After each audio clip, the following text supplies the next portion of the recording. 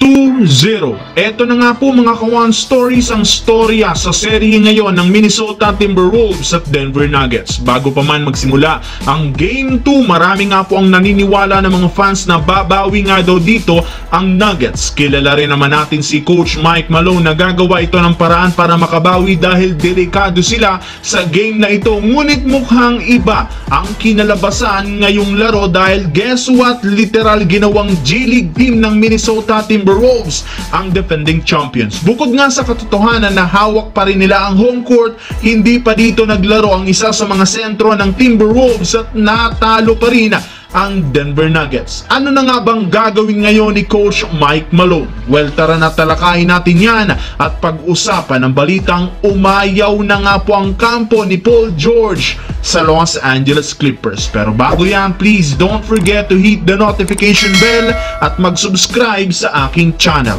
Well, isa na naman nga pong laro mga kawan stories ang naagaw sa Denver Nuggets. Alam naman natin na home court nga ito ng Nuggets at parehong nakuha ng Minnesota ang panalo 2-0 at halata na hirap dito lalo sina Jamal Murray at Nikola Jokic. Kahit nga po mga kawan stories liyamado ang Nuggets dahil kulang ng sentro ang Timberwolves, hindi pa rin ito alintana dahil nag-step up rin naman ang ilang mga role player ng Wolves lalo sa depensa.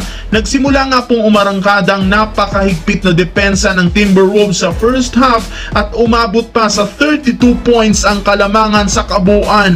Literal ayon sa ilang mga fans, nagsasabing ginawang G-League team ng Wolves ang Nuggets sa sarili nilang bahay. Nakita nga natin dito ang pagiging number 1 defensive team ni na Anthony Edwards sa pagkakapuwersa nila sa Nuggets na magkaroon ng napakaraming turnovers. Gaya nga po ng inasahan, total team effort ang ginawa kaya nabaon agad nila ang Nuggets. Mukhang tinutupad nga po mga kawan stories ni Anthony Edwards ang kanyang sinabi at pangako kay LeBron na gagawa siya ng revenge para sa kanyang nire-respetong future Hall of Famer. Delikado nga po mga kawan stories ang Denver Nuggets dahil lilipat na sa home court naman ang Timberwolves para sa Game 3 at Game 4. Sa kabilang banda naman, tungkol kay Paul George. Lingid nga sa kaalaman ng lahat dahil tapos na ang kampanya ng Los Angeles Clippers matapos silang ilaglag ng Dallas Mavericks. Agad na naman tinanggihan ni Paul George ang contract extension offer sa kanya ng Clippers. Ibig sabihin tinanggihan rin naman ito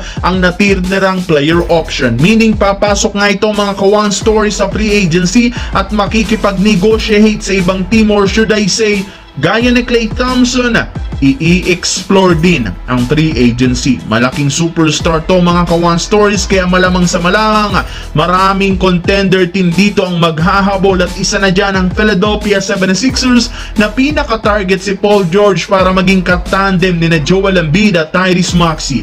Mas maganda talaga mga kawan stories na tinanggihan ito ang Clippers dahil sa loob ng 5 taon hindi pa ito nakakapasok sa NBA Finals. Literal, pilay lagi ang team ng Clippers sa laging pagkawala ng kanyang kapartner na si Kawhi Leonard.